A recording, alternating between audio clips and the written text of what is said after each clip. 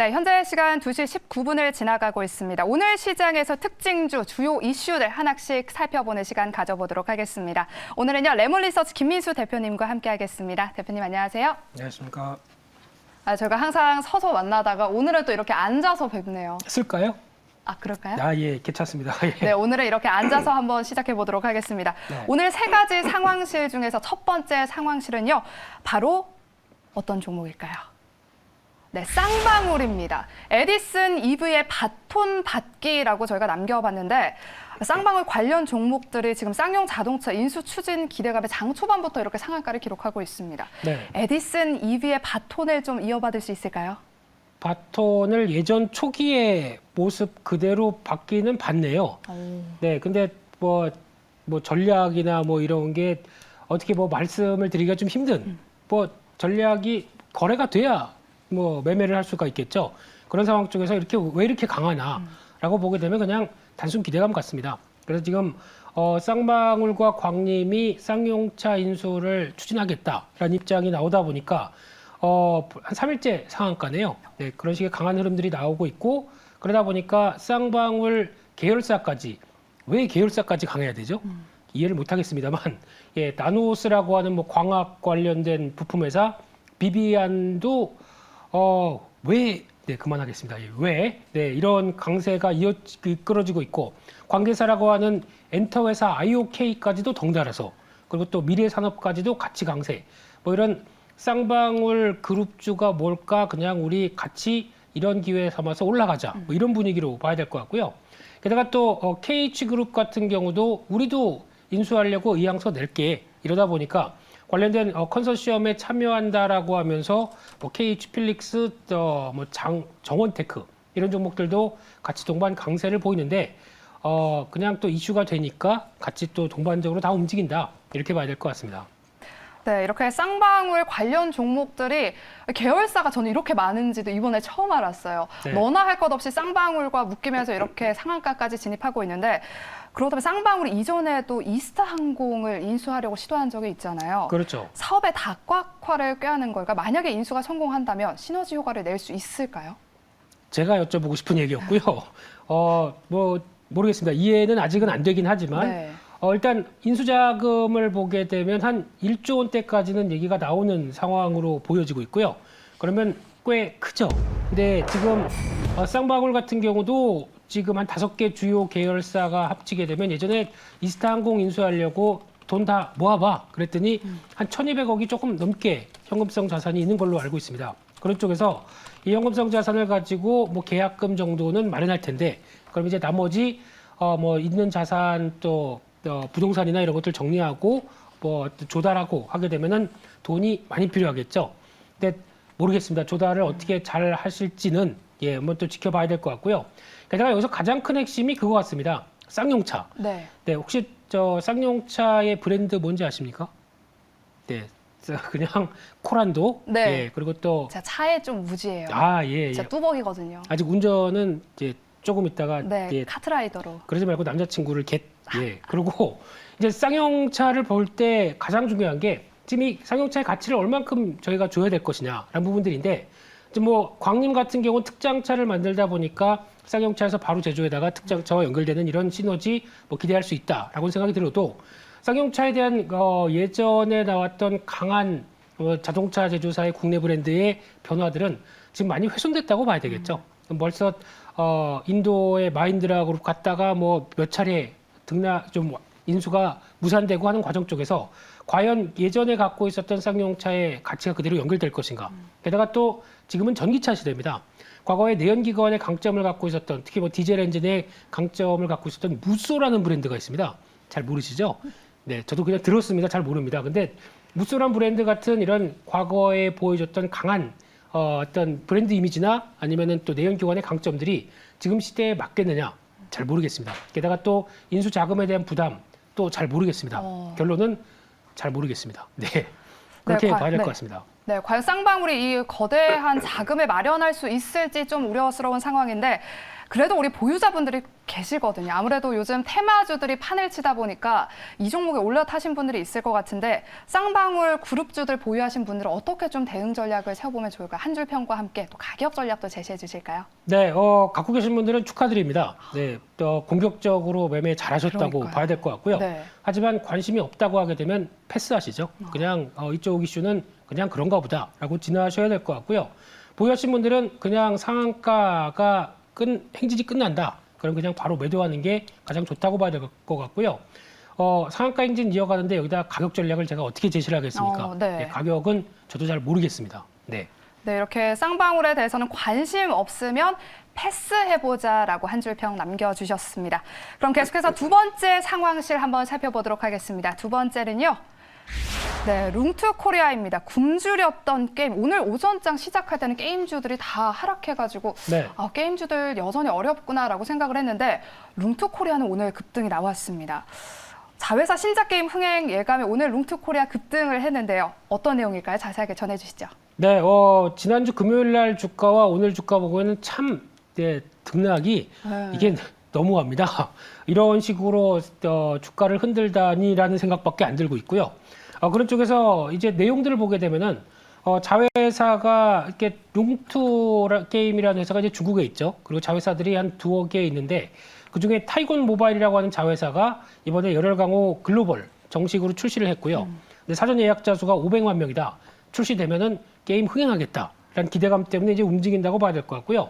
과거에 2017년도에 출시했던 열혈강호 4 카카오.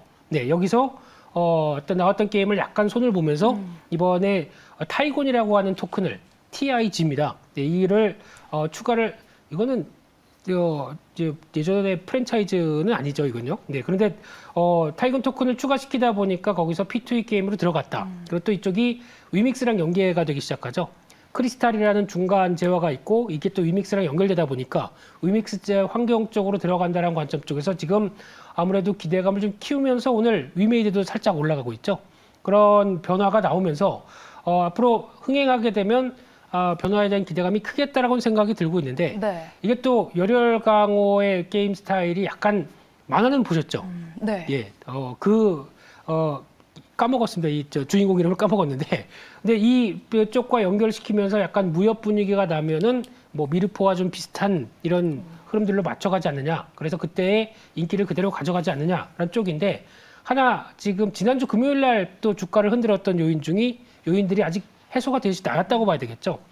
게임사 중에서 도미너스 게임이라고 하는 이 P2E 관련된 쪽에서 정도 IP를 보유하고 있던 회사가 룽투 코리아 이 열혈강호에 대해서 이거 지적재산권 침해다라고 지금 소송을 거는 상황이다 보니까 이 관련된 지적재산권 리스크는 아직 남아있다는 관점 쪽에서 단순하게 인기만 끈다고 해서 움직이기에는 좀 한계도 있지 않느냐라는 생각도 살짝 들고 있습니다. 네, 이렇게 흥행 기대감은 있는 상황이지만 저작권 논란 리스크는 남아있기 때문에 조금 더 지켜보자라는 의견을 주셨습니다. 그럼 게임주들이 한 차례 시세 분출이 한번 나오고 나서 조정을 쭉 받았었잖아요. 네.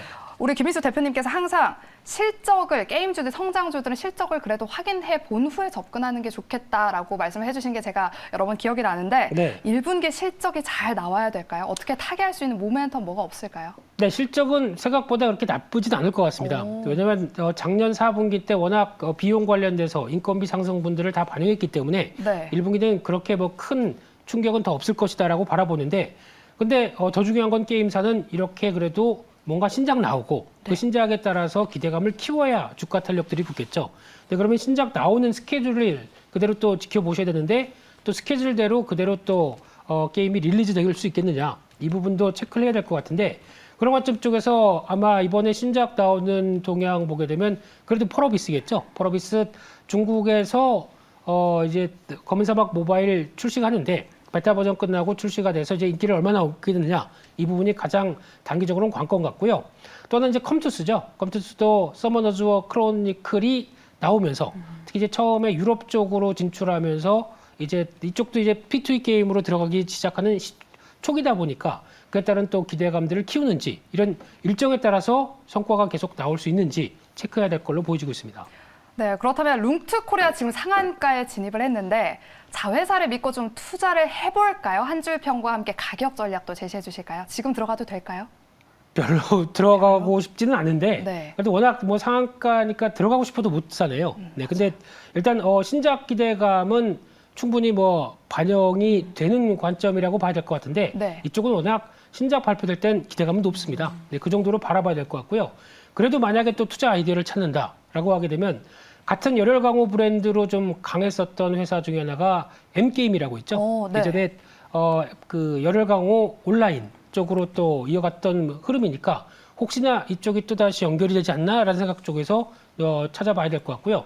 또 두 번째는 미스터 블루라는 회사도 지금 룽트코리아와 함께 웹툰과 그리고 게임 관련된 어떤 협약을 MOU를 작년엔가 했던 상황이기 때문에 룽트코리아가 더 강하게 된다. 그러면 미스터 블루도 혹시나 연관될 수 있는 또 다리가 있기 때문에 또 강하지 않을까라고 생각되고 있고요.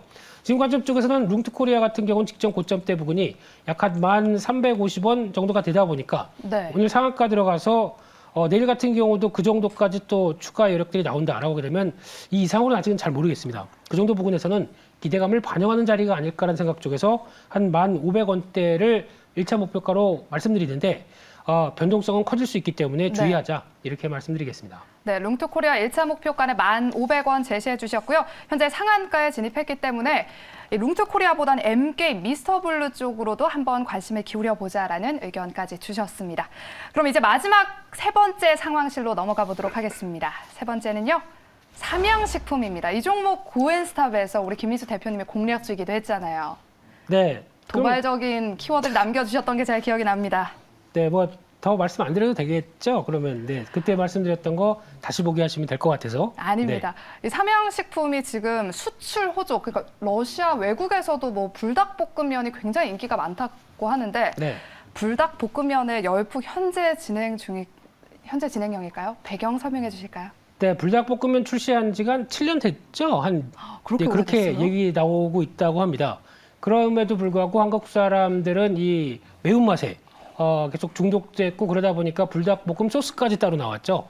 예, 이런 상황 쪽에서 외국인들을 이제 서서히 중독시키고 있습니다. 네. 그런 쪽에서 보니까 3월 달에 라면 수출을 보게 되면 29% 늘어났다고 합니다. 이게 전반적인 어떤 라면 수출이 잘 되고 있다는 증거라고 봐야 되겠죠. 그래서 1월 달이 최고치였는데 그를 경신했습니다. 그런 쪽으로 보게 되면 한국 라면에 대한 인지도가 상당히 올라간다. 물론 K 컨텐츠가 잘 나가다 보니까 여기서 연관되는 파생적인 측면도 높다고 봐야 될 것 같고요. 그러다 보니까 삼양식품 같은 경우는 해외 매출 비중이 약 한 2년 전 정도 같은 경우는 한 26%대. 그러니까 즉 그때 그렇게 불닭볶음면이나 삼양 라면 같은 경우도 있죠. 이게 원래 베이스가 부대찌개 맛이라고 합니다. 그렇게 느껴지셨나요? 네, 저는 그 얘기 들으니까 이게 부대찌개 맛이구나 생각이 드는데 네. 이런 쪽에서 벌써 매출 비중이 작년 기준으로는 해외 쪽이 한 57%대 많이 늘었죠. 이런 상황이 되다 보니까 작년에 미국 법인, 중국 법인 설립하고 이 해외 시장 공략하는 게 성과가 나온다라는 관점 쪽에서 눈길이 가고 있고요. 또 그렇게 되면은 또 관련된 그 라면 원가 중에서 삼양식품 같은 경우도 원가 중에서 가장 많은 제조 원가를 차지하는 게 면이 아니랍니다. 그래요? 네, 뭘까요? 소스예요? 네, 스프라고 합니다. 스프가 제조 원가 한 20% 차지한다고 하다 보니까 그러면 스프 관련된 쪽도 잘 나가겠네라고 하다 보니까 오늘 S&D라는 회사, 또 MSC라는 회사 이런 쪽도 부각을 받겠죠. 네. 알겠습니다. 이렇게 저는 이렇게 삼양식품에서 소스가 더 비쌀 줄은 몰랐는데 안 그래도 기사를 찾아보니까 소스를 제조하는 업체들의 주가도 덩달아 올라가고 있더라고요. 네. 그렇다면 물류비, 원자재 가격 상승도 사실 좀 고려를 안 할 수가 없거든요. 이 점 원가 부담에는 괜찮을까요? 그래서 지금 저희가 보통 알고 있기로는 라면이다 보니까 네. 라면은 그 소맥 밀 이쪽으로 만들고 그래서 그걸 튀기다 보니까 팜유가 들어가고 네. 그래서 이쪽에 대한 제조 원가가 많이 높은 게 그래서 높아서 이번에 기름값도 그 식용유 값도 올라오고 그리고 또 밀 가격도 올라오다 보니까 부담이 아니냐 싶은데 둘 다 합쳐봐야 스프 합친 것만큼도 안 된다고 합니다.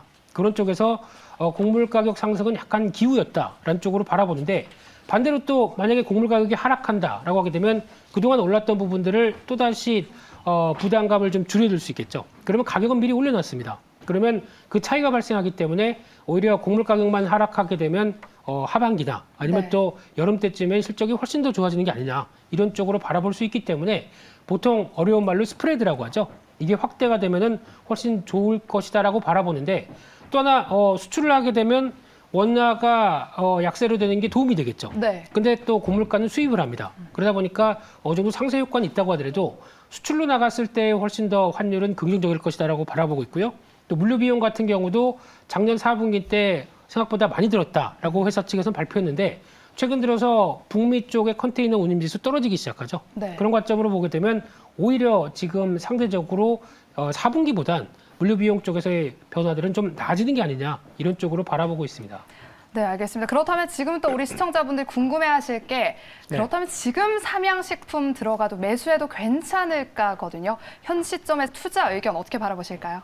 네, 항상 그게 문제죠. 그러니까요. 네, 그래서 아마 지금 신규로 접근하신다라고 하게 되면 10만 원대 위보다는 10만 원대 밑에 이번에 갭 상승이 나왔던 가격대를 약간 메꾸는 정도, 그 정도는 가장 좋은 매수 타이밍이 아닐까 생각되고 있고요. 그래서 조정 시 매수 관점 쪽으로 계속 네. 보시는 건 맞을 것 같고요. 이렇게 되면은 작년에 실적이 생각보다 좀 위축됐죠. 코로나19 때 나왔던 기저효과와 함께 좀 위축됐던 부분들이 있는데 아마 올해 이런 부분들까지 만회해서 가장 좋은 실적을 보인다라고 하게 되면 아마 2020년도 실적보다도 더 비슷하게 좋은 쪽으로 나간다라고 하게 되면 그때 보여줬던 고가대가 한 14만 원대까지 간 적이 있었거든요. 그러면 그때 13만 원대, 13만 5천 원대 정도까지는 충분히 시도할 수 있지 않나라는 관점 쪽에서 좀 목표가는 높이 잡았습니다. 그래서 추이 보시면서 한 여름이나 하반기까지도 한번 끌고 가보시는 게 어떨까라는 쪽으로 말씀드려보고 싶고요. 네. 조정 시 매수 관점, 즉 세계인도 다 먹는다. 톰도 먹고 제인도 먹는다. 누구예요? 톰과 제인이? 전화하면은 영어로 받는 미국 사람들이 그래요? 있습니다. 네, 예, 예. 네? 알겠습니다. 이렇게 톰과 제인도 먹는 라면 조정 시에 매수해보고 하반기까지 좀 끌고 가봐도 괜찮겠다라고 의견 주셨습니다. 네, 이렇게 레몬리서치 김민수 대표님의 의견 들어봤습니다. 오늘 말씀 고맙습니다. 감사합니다.